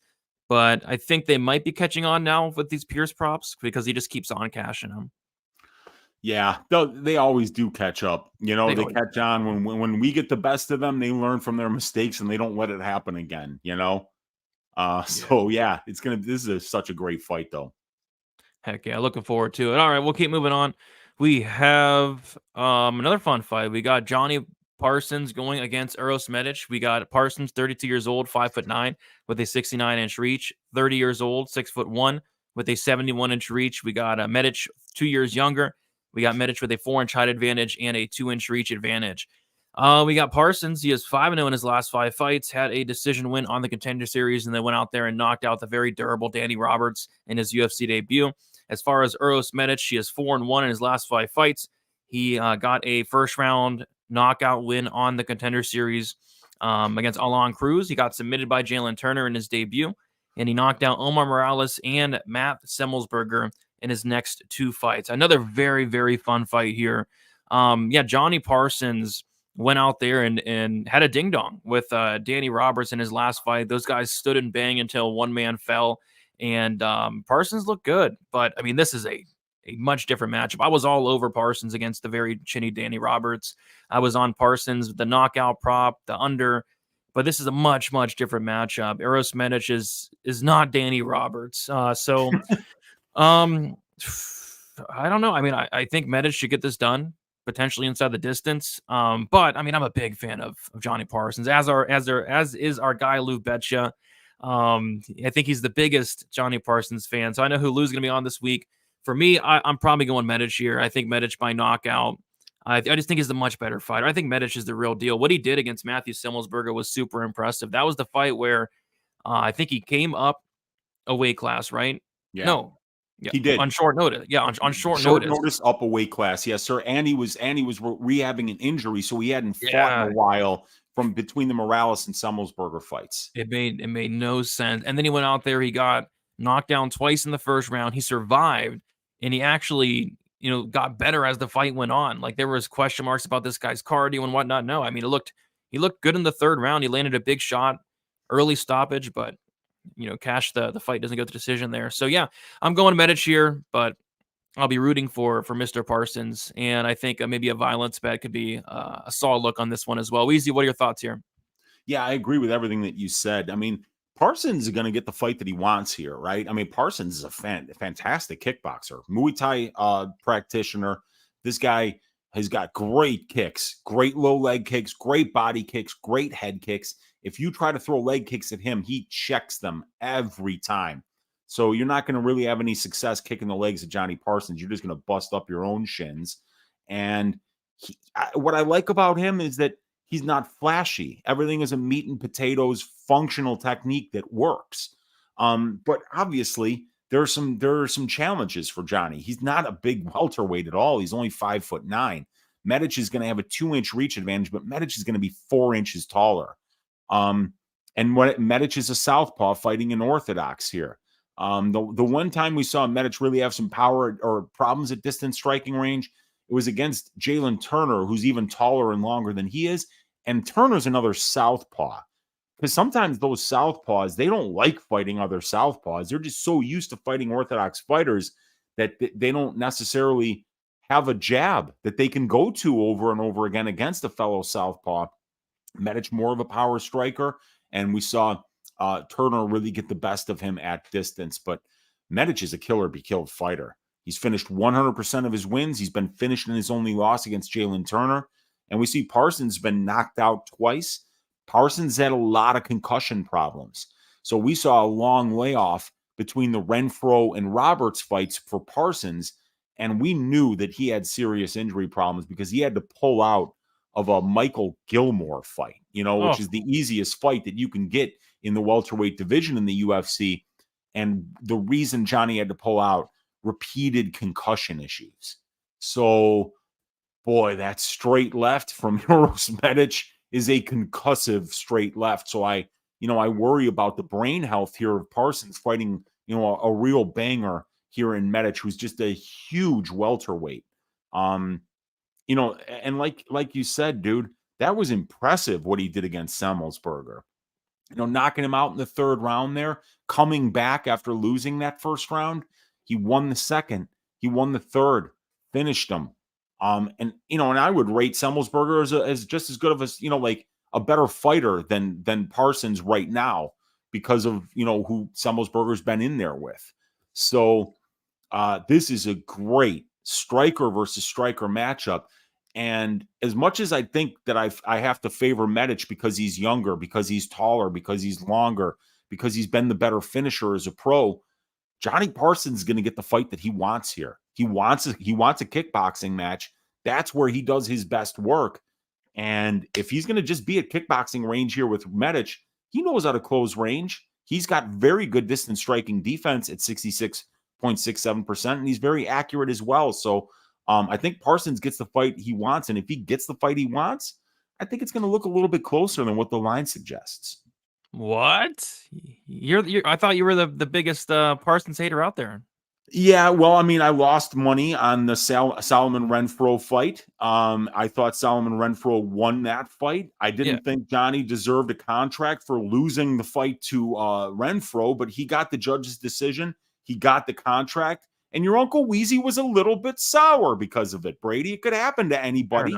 I thought I won the bet. And then this guy who lost the fight, in my opinion, gets a contract. And then now he's going to fight Danny Hot Chocolate Roberts, who has no chin.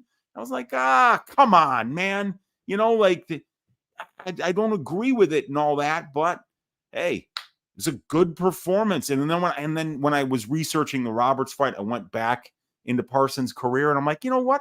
He's not fighting the best level of competition, but he's a good striker, dude. He's a really good striker. Yep, that he is. We have Medić minus 201, and we got Parsons plus 171. So they have the over under set at 1.5 rounds, which makes sense. The over 1.5 minus 146, the under 1.5 plus 116. I'd actually maybe lean over, but I mean, what a terrifying over that would be. I might look for like a 2.5 though. Any thoughts on the over under? I would lean under. Both of these guys just hit so hard. Yeah, they do. You know, and I'm like, Parsons body kicks, you know, because these guys are in opposite stances too. So both of them, you know, they can land those body kicks, and Parsons body kicks are nasty, dude. Yeah, 100%. And he has a really good haircut as well. That is man, that is a real mullet there. I mean, it's very aggressive, you know, shaved the sides of the head, good wave in there. He's got a beautiful thick head of hair on him. Yeah, man. Yeah. I mean, if you're gonna commit to it. 100%. He pulls it off, man. I'm a big Jonny Parsons fan. I love this guy. But I'm not picking him here, to be honest. But I think somebody's potentially getting knocked out here, which should be fun. All right, we'll move on to the next fight. We got Luana Pinheiro going against Amanda Ribas. We got Pinheiro, 30 years old, 5'2" with a 62-inch reach. We got Ribas, 30 years old, 5'3" with a 66-inch reach. Same age there. Ribas with a 1-inch height advantage and a 4-inch reach advantage. Pinheiro, she is 5-0 in her last 5 fights. She won against Stephanie Frosto, I think that was on the Contender Series, won by knockout. She won by disqualification against Rando Marcos. She won by decision against Sam Hughes, and then a decision robbery against Michelle Waterson-Gomez. As far as Amanda Ribas, she is 2-3 in her last 5 fights. Knockout loss to Marina Rodriguez. Decision win against Verna. A decision loss to Caitlin Chukagan. Decision win against Viviane Araújo. And then a knockout loss against Macy Barber. Weezy, take it away. I always worry when Ribas is fighting somebody with power, you know, because we've seen her knocked out on the regional scene against Poliana Viana. We saw her knocked out against Marina Rodriguez, and then most recently by Macy Barber. I cashed a finish-only prop on Macy Barber in that fight. I was happy about it. But, yeah, Ribas and Pinheiro kind of come from the same base, Brady. They're both high-level judo players, high-level judo black belts. So both of them are really good in the clinch at being able to get takedowns from those clinch positions where judokas will get the trips, the sweeps, the reaps. So it's going to be interesting to see when these two are in the clinch, which one gets the better of the other. At range, I think Ribas wins the minutes, but I think Pinheiro can win the moments. She's shown power. She's flashed it before. She's got a couple wins by knockout in her career, and she's got a UFC knockdown as well. Pinheiro's a good fighter. She's still not even 31 years old yet. She's 11-1 as a pro, and she's got a good MMA base, and she's got rare power for a women's strawweight. And if you're going to have power, don't forget, Ribas cutting back down to 115 now. You know, after Chukagian, Araújo, and Barber, 3 fights in a row at 125, she's like, you know what? I've had enough of this shit. I'm cutting back to 115. And that's going to mess with her durability a little bit, or mess with her ability to take a punch. And she's already been knocked out an alarming amount of times, 3 times as a professional in her 4 losses. So why not another finish-only prop on Luana Pinheiro here? Because I do see her as having a lot more power on the feet, and Ribas not being able to take big shots anymore. But everything else about the minute winning, Brady, I mean, I've got to go with Ribas. She throws a ton of volume, 17.4 distance strike attempts per minute. She's accurate at 39.5%. She's really good defensively at almost 70% at distance, and she's fighting good levels of competition. 59 and 38 are the combined records of her UFC opponents. 59 wins, 38 losses, while on the Pinheiro side, it's 16 wins and 22 losses. And really the only, the top-notch fighter that Pinheiro fought was Michelle Waterson Gomez. And, that one could have went either way, couldn't it? So I think a Pinheiro finish-only prop is a cheeky way to play this fight. But otherwise, I think I would pick Amanda Ribas to win this one by decision. Yeah, man, Ribas is minus 300. That's kind of terrifying. She opened up minus 140. So yeah, lots of money coming on Ribas, and I agree with you. She should be the much better minute winner. It shouldn't really be that close. But yeah, the chin, the durability, it's terrible. I mean, it's some of the worst durability I've ever seen in the strawweight division. So, and Pinheiro has power. So, but yeah, I mean, this should be Ribas. I'm not parlaying her this week. I wouldn't. I mean, a lot could go wrong. Like minus 300 on Ribas. The over 2.5 is minus 225. The under 2.5 is plus 185. I kind of lean Ribas decision as well. But yeah, Pinheiro finish only is a solid look. Yeah, Pinheiro finish only, Ribas by decision. That's the way I'm looking at this one. Right there with you. All right. Move on to the next fight then. We have Payton Talbott going against Nick Aguirre. We got Talbott. He's 25 years old, 5'10" with a 70-inch reach. Nick, am I saying that right? Aguirre? Aguirre. It's Aguirre. Okay. Yeah. I felt like I was saying it completely wrong, and I was right. I've seen names, but that name can be pronounced Aguirre. There used to be an old DePaul basketball player by the name of Mark Aguirre, stud Chicago guy, not unlike Nick Aguirre, the fighting pride of Oswego, Illinois here. So yeah, could be said either way, but we're going to go with Aguirre. Aguirre. All right, I got you.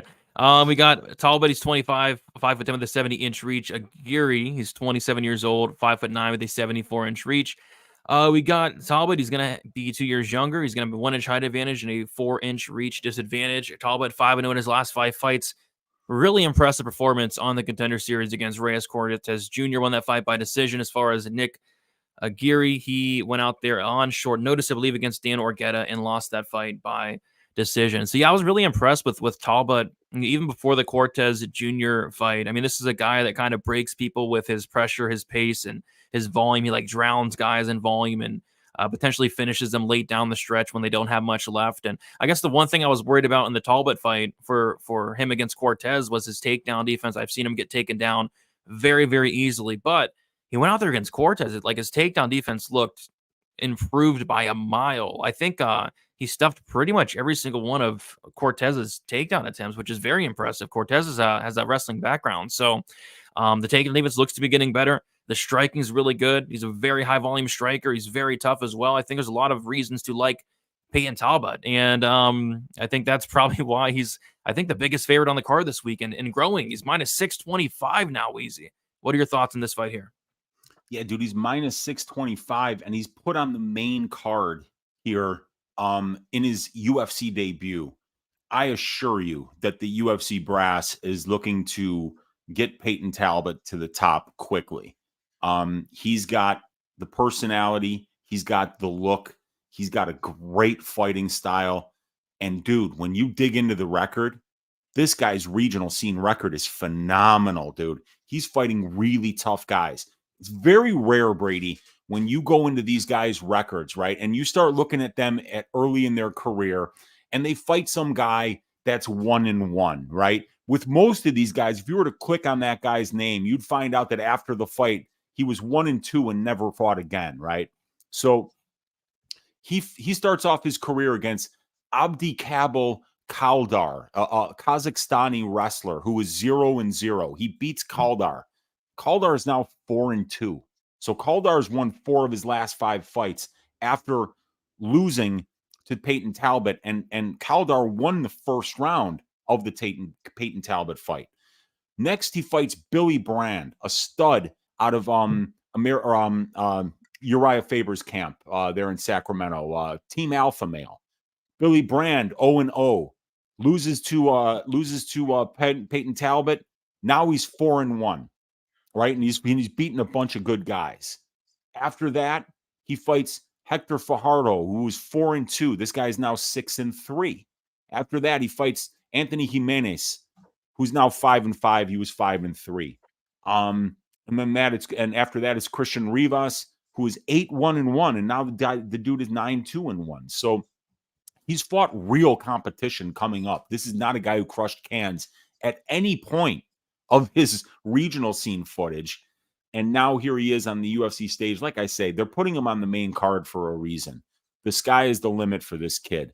Payton Talbott has a ironclad chin. This guy can eat flush shots like pancakes and keep going forward. He's got phenomenal conditioning. He's got a wrestling background, Brady. He's been wrestling most of his life. And I think he was at least a downstate qualifier in Nevada, if not a state champion or top 5. The guy has got good striking. He's got power in both hands, and he never fucks off. He just keeps coming forward. And he's got that swag too. He's going to talk to you while he's coming forward. He's going to say, "Is that all you got?"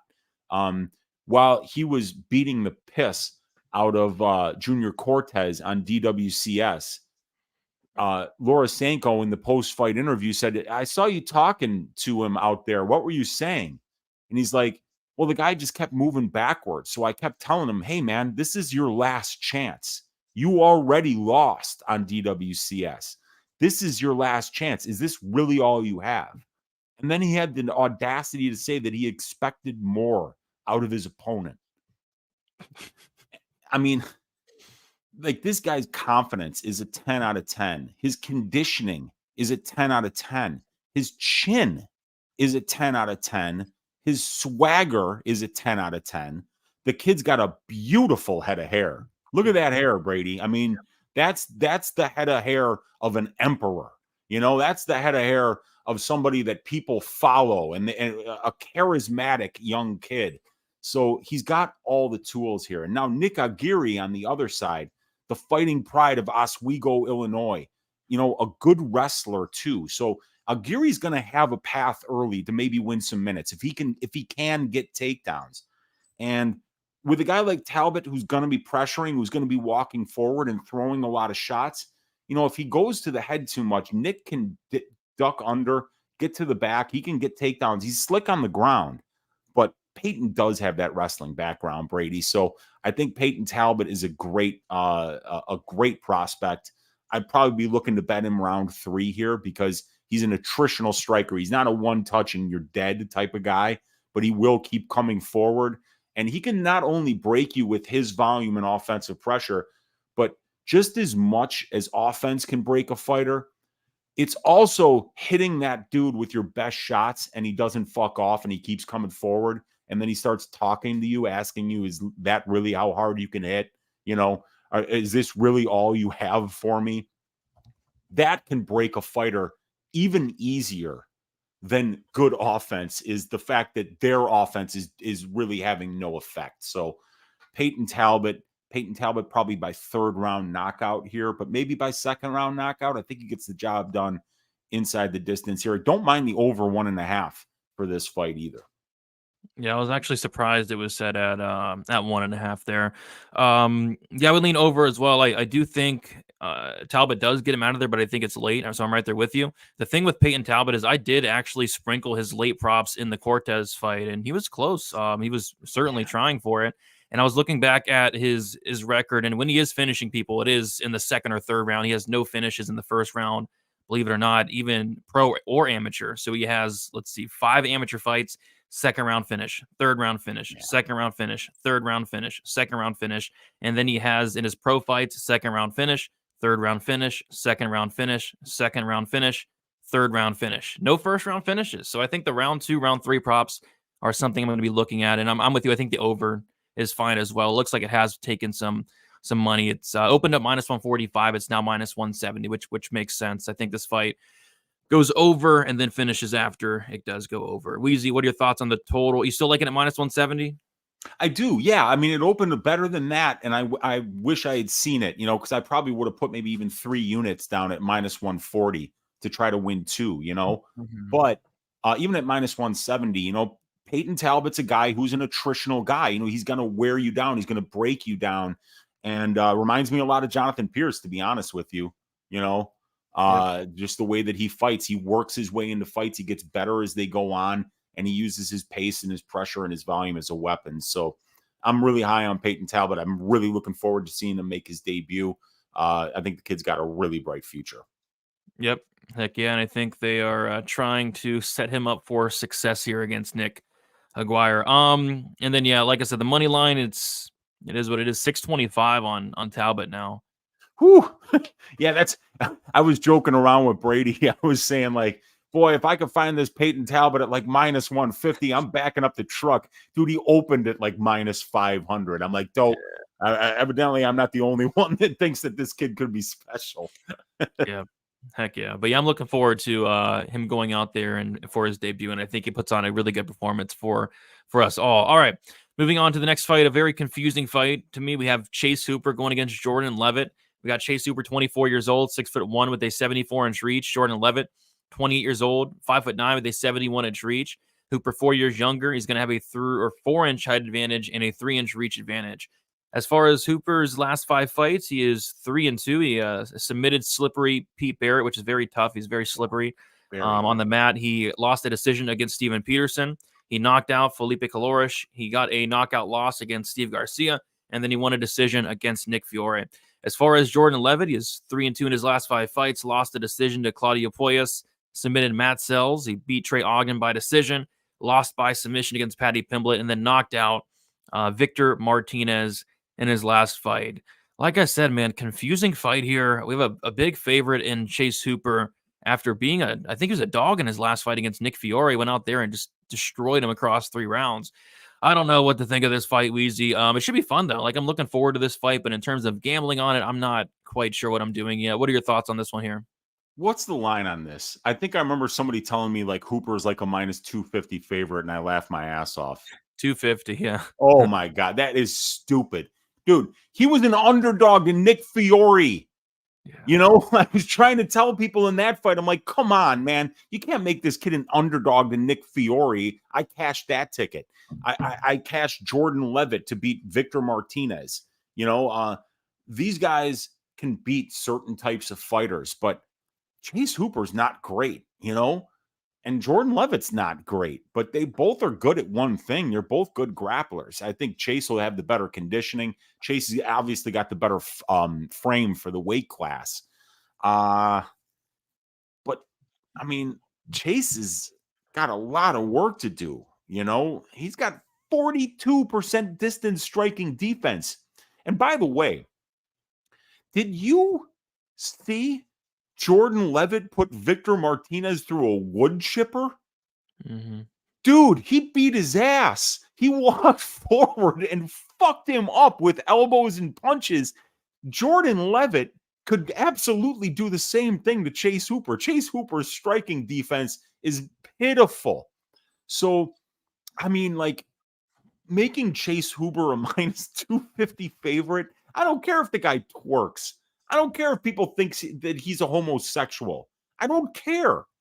You know, it doesn't matter to me. If you're giving me him at plus 200, I'm probably going to make that bet. I mean, this is such a meme fight, you know? This is like the young kid with the Brillo hat, Brillo hair in Chase Hooper going up against the, unique, non-fighter type in Jordan Leavitt. Neither one of these guys looks like a professional fighter. And, I think it's great matchmaking. I think this is like the great meme fight of the night. But I'm leaning Leavitt here. I mean, like, Leavitt's striking against a guy in Victor Martinez who can actually box looked pretty damn good, man. Yeah, I mean, I had Leavitt inside the distance in that fight, which is weird. You'd think I would take sub, right? But there wasn't much of a difference. So I went with inside the distance. Thank goodness I did, because he destroyed him, and by knockout, which shocked me. But yeah, he looked a lot better in that fight. And I thought Hooper looked a lot better in his last fight as well. So I think both these guys are still improving. Both these guys are still young. Kind of, it's a weird matchup. It's a weird matchup. I'm not sure why they would put this together. It's a hilarious matchup as well. Yeah, I mean it's dog or pass at this price tag. Laying minus 250 on Chase Hooper is stupid. I mean it doesn't make any sense. But I think I'm going to pick Chase Hooper to win the fight though. But a minus 250, just it's a dog or pass. You cannot lay minus 250 on Chase Hooper against anybody in the UFC. Anybody. And something else I want to talk about, Brady, with Hooper is it's the recency bias, because when the guy looks bad, he looks horrible. And then everyone's like, dude, this guy's the worst fucking fighter in the world. And then they forget he's actually a really dangerous jiu-jitsu guy. And then he goes out there and he wins the next fight. Look, he subs a guy that is greased to the gills in Slippery Pete Barrett. Oh. Nobody can even get a hold of this guy. The slipperiest fighter that's ever fought in any promotion in any part of the world, right? Gets a win there, and then he's a favorite to Ocho Peterson, and he loses that fight. And then you're like, oh my God, this guy just lost to Ocho Peterson. Well, let's make him an underdog to Felipe Colares. And then he goes out there and he shaves the ass of Felipe Colares as an underdog. I cashed that. And then people are like, oh, dude, now Hooper's for real. You know, he's going to go out there and he's going to kill Steve Garcia. Wrong. I cash on Steve Garcia because he knocks this fool out and they're not even in the same stratosphere as striking. And then people are like, Chase Hooper is terrible.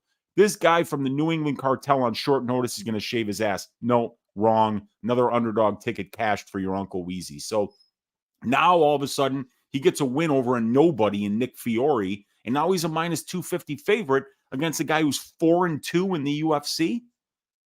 The recency bias in Chase Hooper's betting lines are ridiculous, because when he looks good, he looks like he's taking the next step and is going to be in the top 15 of the division. And when he looks bad, he just looks like, oh, you know, here's a 19-year-old kid who got started way too early, got thrown in the deep end way too soon, and he looks ass now. So another overreaction, and the value side, in my opinion, is Jordan Leavitt. Yep, and you nailed it. It's funny. Like some fights, Hooper looks phenomenal and goes out there and beats the breaks off these guys, like the Fiore fight, the Colares fight, and it was his debut against Aguilar, I think, and he looked great in that fight. And then he looks horrible in some of these other fights. Like even the Pete Barrett fight wasn't the best look in the world, but you know, against Steve Garcia, he looked just terrible. So yeah, kind of hit or miss Chase Hooper, and laying minus 250 on a guy like that, I don't know. So yeah, plus 190 now on Jordan Leavitt. So some money has came back in on Jordan Leavitt as we were talking there, it looked like. And then the over understood at 2.5 rounds, the over 2.5 minus 150, under 2.5 plus 120. No strong lean for me on a total here. But yeah, it's a dogger pass. I just don't know if I want to bet this fight, to be honest. What do you think you're gonna do here, Weezy? Nothing yet. I'm gonna laugh my ass off watching the tape though, but I wanna rewatch that Martinez performance. I want to, you know, because he didn't look good against Patty, you know, but that's a really tough ask. That was in London, you know, the rabid crowd. You know, Patty was saying he was going to teabag him after he beat him. That'll get in anybody's head. So, and he did. He teabagged him. You know, that's very embarrassing. So, it was a good thing that he came back strong after that teabagging loss to Pimblett there, and he got a big win against Victor Martinez. I don't have any action yet, but I'm very, very interested in the plus money. Yeah, that teabag must have pissed him off, man. I mean, he fought pissed off in the Martinez fight. I couldn't believe it. He fucked him up, dude. He knocked him out. It wasn't like a ground and pound. I mean, he was beating his ass standing. I couldn't believe it. Yeah, that was good. We'll see. We'll see. It should be a fun fight, though. Nonetheless, we got the co-main event here. We got Michael Morales going against Jake Matthews. We got Morales. He's 24 years old, 6 foot, with a 79-inch reach. Jake Matthews, 29 years old, 5'11", with a 73-inch reach. Matthews, 5 years older, 1-inch height disadvantage, and a 6-inch reach disadvantage. Trail the tape heavily in favor of Morales there.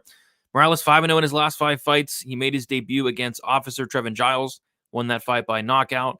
He knocked out Adam Fugit as well, and then he got a decision win against Max Griffin his last time out. As far as Jake Matthews, 3-2 in his last 5 fights, decision win against Diego Sanchez, submission loss to Sean Brady, knockout win against Andre Fiallo, decision loss against Matthew Simmelsberger, then a submission win against Darius Flowers. I'm really high on Mike Morales. I know a lot of people are. This guy's only 24 years old, which is, you know, crazy to even think about. He's 15-0 And I was impressed with this last fight. Max Griffin's not an easy guy to go out there and, he went out there and won the fight pretty cleanly, 29-28 on all three judges' scorecards, I believed. Yeah, good performance there. He has a ton of power. He's physically strong, like super, super strong. He's dangerous wherever the fight goes, but it's the striking that's really impressing me here. He's taking on Jake Matthews, which Jake Matthews is solid. He's been in the UFC for a while. He's fought some good guys. I think the UFC is trying to set up Michael Morales here. I think this guy has star potential at only 24 years old. But Jake Matthews, he's no joke. He's no bum, so it's going to be a good test for Morales, but I think he probably gets the job done. Weezy, what are your thoughts on this one here?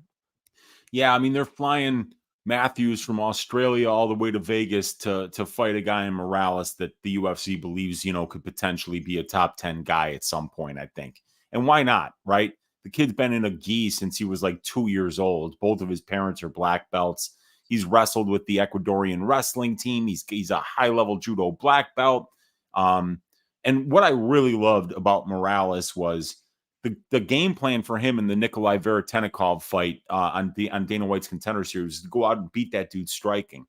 And Veretennikov was winning the minutes on the feet.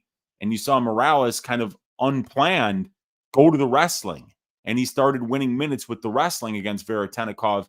When I see a 21-year-old in the biggest fight of their life making in-fight adjustments, that's high-level shit, dude. You don't see a lot of guys make in-fight adjustments successfully. One of my favorites ever was Stipe Miocic going to the left hip to the body against Cormier the second time that they fought.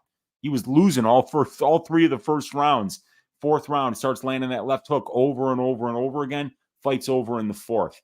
But that's the greatest heavyweight of all time in the ninth round of action against Cormier. So, seeing Morales make those kind of in-fight adjustments and winning with those adjustments, very impressive for a young man. But he's fighting a guy in Matthews who's good everywhere, who's very experienced, who, like Morales, made his debut in the UFC at a very young age. A lot of people wouldn't believe you, Brady, if you told them that Jake Matthews is only 29 years old. But this guy made his debut at the age of 18 as a professional, and shortly thereafter was on the Canada versus Australia season of The Ultimate Fighter, where he made his debut in the UFC. So, yeah, Matthews is a good grappler. He's a good boxer. He's got good conditioning. He's 12-6 in the UFC and over 200 minutes of octagon time. So it's a tough test here. But I think he already kind of fought this type of opponent when he fought Max Griffin and came out looking clean, and this guy's 24 years old. He's 6 feet with a 79-inch reach for a welterweight. Christian Leroy Duncan's got a 79-inch reach, and he's a gigantic middleweight. So, yeah, I think the sky is the limit for Morales. And whatever Matthews does to try to win minutes here, I just think that Morales is going to be a little bit better than him everywhere. And the physicality, Brady. If he wants to wrestle, he could wrestle whenever he wants because he's just gigantic for the weight class. And his wrestling is very underrated. We haven't seen him go to it much outside of Dana White's Contender Series, but it's there. Yeah, I think he's good. I think he's really good. And he's only 24 years old, 15-0. I think they're building him up here. I think it's another step up for Mike Morales and a step up that he does pass here. Minus 240 on the money line for Morales. And we got Jake Matthews plus 205. The over under set at 2.5 rounds, the under minus 140, the over plus 110. I'm not sure on a total, but I don't think Morales is the worst parlay piece this week, I'd say. I actually put together a little Morales money line over 1.5 rounds in the Payton Talbott fight. That came out to plus money earlier. I didn't pull the trigger on it yet, though, because I still haven't taped the fight. Yep. Could be a potential parlay piece for me as well. Really looking forward to Mike Morales here. All right. Now we got the main event. Before we get into, if you guys could please do us a favor, leave a like on the video, subscribe to Pub Sports Radio. Also want to shout out the Pub Sports Radio Pick'ems contest. If you guys want to sign up, go to pubsportsradio.com, go to the contest, and it's free to enter, 100% free. The winner gets $100 each and every week. Free money. Check it out. All right. We got Brendan Allen going against Paul Craig. Awesome fight here. I'm looking forward to this one. Brendan Allen, 27 years old, 6'2" with a 75-inch reach. Paul Craig, 35 years old, 6'3" with a 76-inch reach. We got Allen 8 years younger, 1-inch height disadvantage, and then a 1-inch reach disadvantage. Brendan Allen, 5-0 in his last 5 fights. Submitted Sam Alvey, decision win against Jacob Malkoun.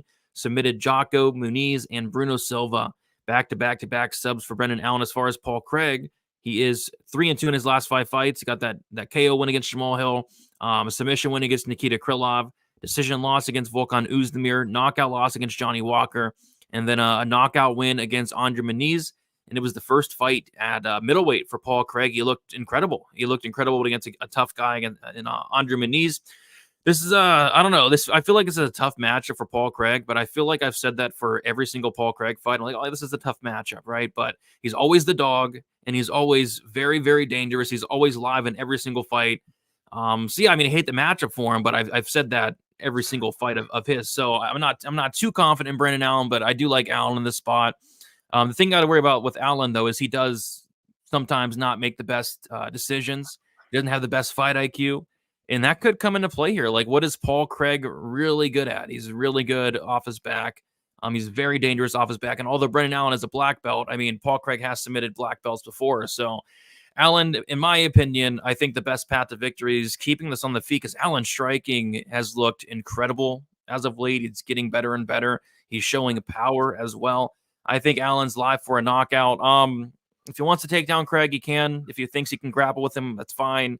But that's kind of giving Craig his one path to victory there. So I think Allen wins. He's a big favorite, which is always scary. I mean, Paul Craig's live against anybody. I mean, this guy beats like Magomed Ankalaev. So I don't know. Paul Craig's live against anybody. I wouldn't be laying minus 360 on Allen, but I think it's a good matchup for him. Weezy, what are your thoughts on this one here? Yeah, minus 360, it does feel a little bit wide. Paul Craig is 13-1 to the submission, as is Brendan Allen, 13-1 to the submission. But I remember before the Muniz fight, right? Because we've been talking about Brendan Allen fights for a long time here on Stat Diggers on Pub Sports Radio. And we've always talked about, like, Brendan's that guy who's going to piss you off if you lay juice on him, because if you think he should wrestle, he's not going to wrestle. If you think he should box, he's going to wrestle, right? So we were joking around before the Muniz fight, and we were like, oh, you said something like, oh, I'll bet you Brendan Allen shoots in the first round. And we both had a really good laugh. Like, why would you shoot against Andre Muniz? Guess what he does? He shoots in the first round. You're like, are you kidding me, man? You're going to grapple against this guy that's a world Brazilian Jiu-Jitsu champion, but you're going to sit there and box with Sean Strickland? Are you fucking kidding me? You know? So here we are. It's a Paul Craig fight. What do you bet he takes him out, takes him down in the first round, and lays in his guard? What do you bet? I think it happened, man. I think it's on the table. I think it happens too, dude. I don't think he's going to stand at range. This guy never does what you think he's going to do. But also at the same time, Brady, it's kind of aggravating because look at his record. This guy's 22-5 as a pro. He's still only 27 years old. Look at his regional scene record. He was fighting nothing but studs, nothing but UFC guys on his way up. Trevin Giles, Anthony Hernandez. I mean, like, really good regional scene guys in LFA. He's fighting Eric Anders, I think he even fought in LFA. So this guy had some of his toughest fights before he even got here. He destroyed somebody on Dana White's Contender Series, beat Kyle Dawkins, and now he's on a big winning streak here. 3 submissions in a row. He's submitting Andre Muniz, for Christ's sake. So, look, this is Brendan Allen can make bad decisions sometimes and still come out the other end as a winner. He's 10-2 in the UFC. This dude is for real. He's a really good striker. He's got excellent conditioning. He's got that dog in him. And his submission game, Brady, his submission game is so good. It's so underrated. It's why you get pissed off when you feel like he can take people down, but he doesn't, because it feels like he could have easily just taken Strickland down and submitted that dude, but he stood in front of him and boxed with him instead. So you have to worry if you're on that Brendan Allen side. I'm telling you, there could be that point where you throw your remote through the television because you're like, are you kidding me? Is he in Paul Craig's guard? Oh, Christ. Is Craig locking up a triangle here? dude, if he gets that triangle, you're done. I don't care who you are. He made Magomed Ankalaev tap with 1 second left in a fight, a triangle that wasn't even locked up for 5 full seconds. Yeah, man. I mean, I feel like you almost have to take like a Craig, like a submission prop or something. Like the submission prop is gonna be something stupid for Craig. You just got to do it every damn time, Brady. Every damn time. This guy's got 16 fights in the UFC. He's got 6 wins by submission. If you were to bet the submission prop every single time this dude fought, it would be plus EV because you'd be getting big plus money numbers a lot of the time. Yeah. Heck yeah. Plus 295 on Craig. I mean, I hate the matchup for him, but I mean, come on. You see a plus 295 number next to this guy's name. I mean, this guy cashes as a dog all the time. I think he's been a favorite maybe once in the UFC. Like, it's not often at all. This guy's a favorite. He's always fighting tough guys, like Londa says in the chat. Yeah. Tough guys. Medić, Hill, Ankalaev, Krylov, good, really good fighters. Even Johnny Walker, good fighter. And then you like look at the losses and it's like, you know, he didn't lose, but like it's Gadzi Murat, Antigulov. You know, you even see these names and you're like, what? I mean, he didn't lose to Andy Gulov, but you know what I'm saying? Like, yeah. Craig, there's a lot of variance in the fights. You know, like some of the ones, like he's out there fighting tooth or nail to a draw with Mauricio Shogun Rua, you know, and he beats Magomed Ankalaev. He beats the champion Jamal Hill. You know, this guy is so dangerous with his submissions. And Brendan Allen is the kind of guy who might just want to be in his guard just to be like, I survived his guard for 3 minutes. I could see him going in there voluntarily. I could see Paul Craig butt scooching, going, come in. When somebody does that, you never go in. And then Allen being like, all right, I'll go. I can see it do it. I mean, it could happen. Yeah, I mean, if Craig pulls guard, Allen's going to be more than happy, I think, to play with him on the mat, I think. And then, yeah, maybe Allen does go for takedowns. I mean, because like you said, he does the complete opposite of what you expect him to do, which is just wild. So, yeah, I'm not laying minus 360 on Allen. I'm actually shocked it's that wide. Like that's kind of disrespectful to Paul Craig. Paul Craig's good. He's so dangerous. So dangerous. And, yeah, I mean, like the obligatory Paul Craig by submission bet for a quarter unit at plus 400 or more, I think is just an auto bet. Always. So I'm let me looking out for that. Over under set at 1.5 rounds. I can't touch an over here, but I'm also not running to the window to bet an under 1.5 in this one. Any thoughts on the total for you? I got the prop template set up, Brady, and none of these guys have ever fought in a 3-round or in a 5-round fight before in the UFC. So in their 3-round fights, right, 12 of them for Brendan Allen, 16 of them for Paul Craig, 16 of 28 or 57.14% of their combined fights have ended under 1.5 rounds. We're getting plus 130 on the under 1.5 here, which is 43.48%. So when you compare that 0.4348 as the price of the line to the performance, which is 57.14%, a little bit of a discount, almost a 14% discount. So plus money under 1.5, 130. Not a bad. I mean, it's a good bet. I don't know if I'm going to make it. Yeah.